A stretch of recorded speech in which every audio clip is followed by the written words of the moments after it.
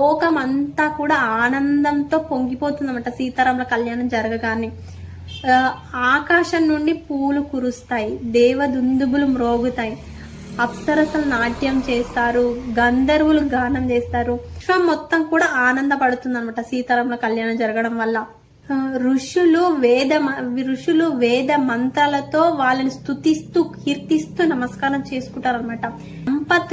దంపతులను దీవించడానికి ఉమామహేశ్వరాభ్యో నమః, లక్ష్మీ నారాయణాభ్యో నమః, వాణి హిరణ్య గర్భాభ్యో నమః, శచి పురందరాభ్యో నమః, అరుంధతి వశిష్టాభ్యో నమః, తర్వాత సీతారామాభ్యో నమః అని చెప్పేసి అంటారన్నమాట. అంటే మన దాంపత్య జీవితం అనేది ఎక్కడి నుండి మొదలైంది అంటే దేవదేవుళ్ళ పరంపర నుండి మనకి మొదలైందనమాట.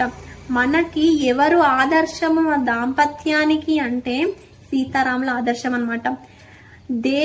దేవ దంపతులైన, ఋషి దంపతులైన, మానవ దంపతులైన వాళ్ళే మనకు ఆదర్శం అనమాట.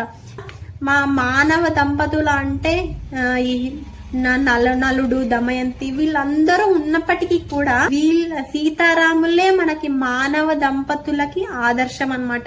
ఒక వివాహం చేసుకోవడం ఎందుకు చేసుకోవాలి అంటే మన పితృదేవతల రుణం తీసుకోవడానికి, భగవంతుని సేవ చేయడానికి, సమాజానికి సేవ చేయడానికి.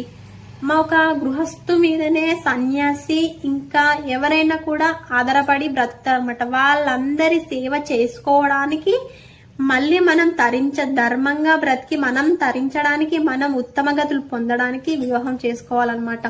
ఇప్పుడు వివాహం ఎందుకు చేసుకోవాలని చెప్పేసి మన ఈ సనాతన ధర్మాన్ని ఎందుకు పాటించాలని చెప్పేసి కొందరు అంటారు.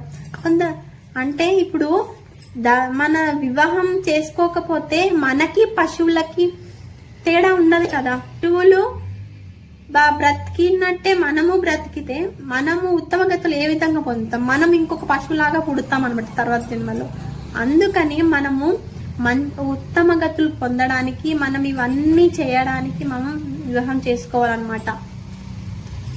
మనం వివాహ దాంపత్యానికి ఎవరు ఆదర్శము అంటే సీతారాములే మనకి ఆదర్శం అన్నమాట.